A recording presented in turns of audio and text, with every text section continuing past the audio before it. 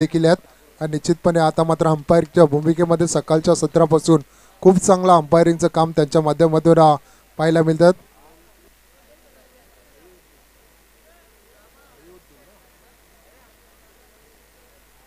महिउद्दीन शेख दैसर यांचं देखील इथे आगमन झालं. त्यांचं देखील आम्ही या स्पर्धेच्या माध्यमातून सर्च स्वागत करतो. त्यांना देखील विनंती असेल या पण मंचावर आपलं स्वागत या स्पर्धेच्या माध्यमातून केलं जात आहे. महिउद्दीन शेख साहेबांचा इथे स्वागत केलं जाईल. स्वर्गीय रामदास स्मृतिचषक 2000चे मॅन ऑफ द मॅच अगदी प्रेक्षकांना आवडणार आहे ट्रॉफी आपण खऱ्या अर्थाने पाहतोय. खऱ्या अर्थाने ही स्पर्धा MTC लाईव्हच्या माध्यमातून घर बसल्या प्रेक्षकांना पाहायला मिळत आहे. त्या MTC लाईव्ह टीमचं देखील आपण स्वागत करूया. जर सबस्क्राईब केलं नसेल तर त्यांना देखील सबस्क्राईब करा आणि निश्चितपणे त्यांचे व्ह्युअर्स वाढवण्याचं काम तुमच्या माध्यमातून केलं जाईल. याची देखील एक मराठी पाऊल आपलं पुढं पडतं आणि त्या मराठी पाऊल पुढं पडण्यासाठी आपली मेहनत, त्यांची मेहनत आणि तुमचं सहकार्य खूप अपेक्षित असेल. मॅचकडे ओल्या मॅच मात्र रंगली जाईल. एका साईडला आपल्याला पाहायला मिळतं ऐगावदेवी 12-13 नागाव टीम. खऱ्या अर्थाने या टीमचं नाव विनोद पाटील सरांनी खूप चांगल्या रीतीने पाहायला मिळलं.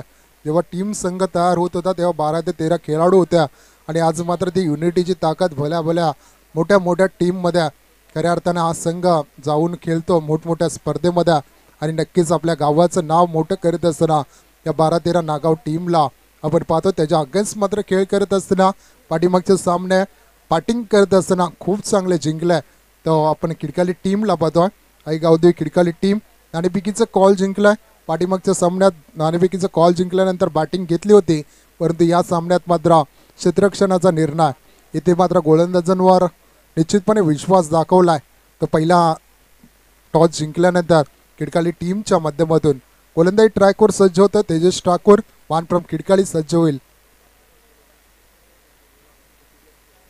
तर नक्कीच नागाव संघाचे जे 40+ खेळाडू असतील, प्रतिष्ठित नागरिक असतील, त्यांना विनंती असेल की आपण व्यासपीठावर यावं. आपलं स्वागत या स्पर्धेच्या माध्यमातून सन्माननीय अतिथी भूषणजी भोईर या स्पर्धेचे पुरस्कर्ते यांच्या माध्यमातून केलं जात आहे.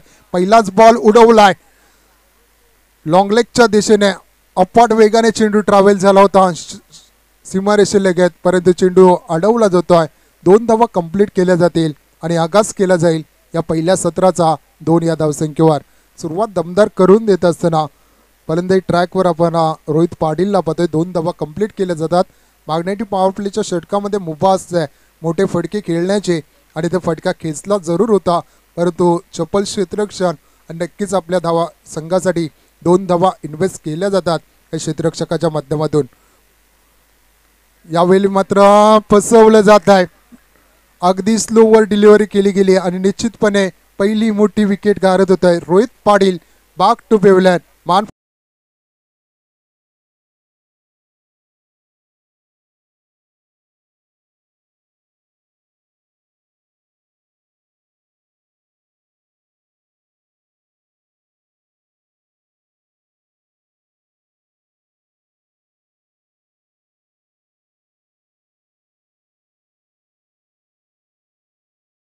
चेंडूवर 2 धावा आल्यानंतर इथे मात्र फसवलं जात आहे. व्हेरिएशन दाखवलं गोलंदाजीमध्ये जे व्हेरिएशन हवं होता ते व्हेरिएशन दाखवलं गेला. अगदी स्लोवर चेंडूचा चेंडू होता, कव्हरच्या डोक्यावरून खेळायचा होता फलंदाजी करत असताना रोहित पाटीलला, परंतु हे वादळ येण्यापूर्वी शमवलं जात आहे आणि एक गोल्डन विकेट जो सलामीला गेला होता तेजस पाटीलला, रोहित पाटीलला इथे परतावा लागलाय तंबूच्या आसऱ्याला. 2 धावा 2 चेंडूच्या समाप्तीनंतर धावफलकावर लागले जातात. राकेश पाटील आणि सूरज मडवी जोडी आता मात्र मैदानात असेल. सेमीफायनलची खूप इम्पॉर्टंट मॅच दोन्ही टीमसाठी असेल आणि नक्कीच दोन्ही संघाकडून संघर्ष मैदानामध्ये आपल्याला पाहायला मिळेल. मॅग्नेटिक पॉवर प्लेचं पहिलं षटक तेजस ठाकूर पुन्हा एकदा गोलंदाजी ट्रॅकवर सज्ज असेल. व्यूहरचना आपण सूरज मडवीसाठी एक डीप मिड विकेट आणि एक लॉंग ऑफला क्षेत्ररक्षक असताना कशा रीतीने खेळ केला जाईल बॅटिंग करत असताना सूरज मडवीच्या माध्यमातून इथे लॉप करायचं होता. जोरदार अपील पंचांकडून होती. डायरेक्ट हिट करण्याचा प्रयत्न देखील होता. नक्कीच अपील मात्र फेटाळली जाते आणि अजून एक निर्धाव चेंडू फेकी केला जातो. तो गोलंदाजा तेजस ठाकूरच्या माध्यमातून देसाई संघाच्या अगेन्स्ट देखील खेळत असताना गोलंदाजी करत असताना अवघ्या 4 धावांचं षटक तेजस ठाकूरचं आलं होतं आणि तिथून मात्र संघाने ते युटर्न घेतला होता त्या सामन्यामध्ये आणि तसंच षटक येतंय की काय तेजस ठाकूरच्या गोलंदाजीवर. पुन्हा एकदा तेजस यावेळी लॉफ केलाय, फटका पसला, एलिमिनेशन नव्हतं. अजून एक मोठी विकेट इथे परतावा लागेल. Suraj Madvi back to पेवलन.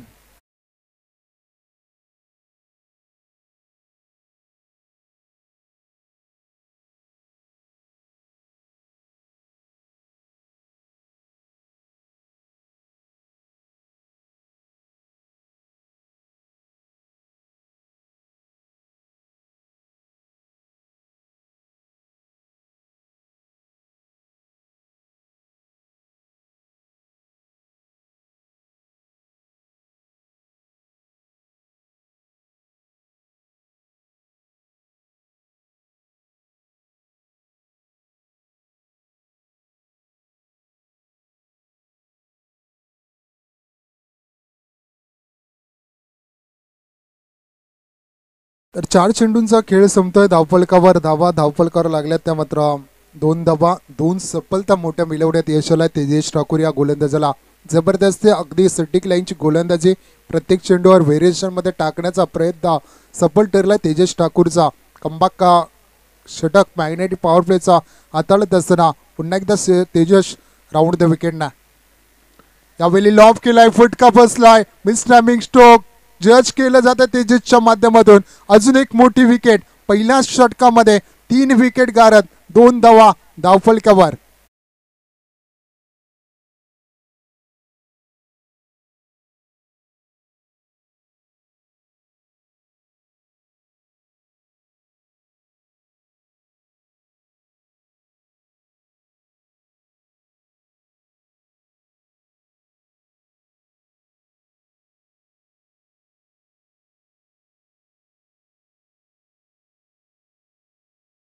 काय कमालीची गोलंदाजी केली जाते मैदानामध्ये. गोलंदाजा आपण पाहतोय तेजस ठाकूरच्या माध्यमातून ऑन हॅट्रिक चेंडू असेल नक्कीच इथे या दिवसातील दुसरी हॅट्रिक लगावली जाईल का.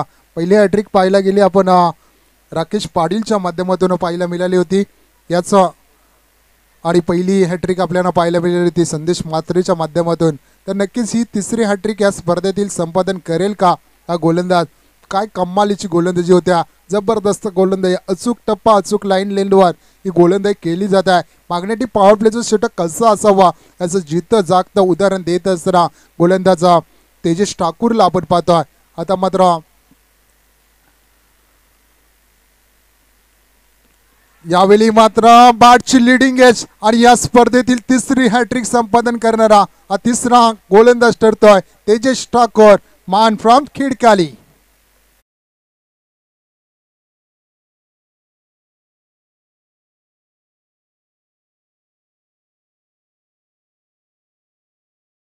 नागपूरला नेऊन ठेवलं. इथे बॅटिंग करीत असताना आई गावदेवी 12-13 नागाव टीमला 4 मोरे मुख्य फलंदाज बाद झाल्यानंतर थोडंसं बॅकफुटला येताना दिसेल.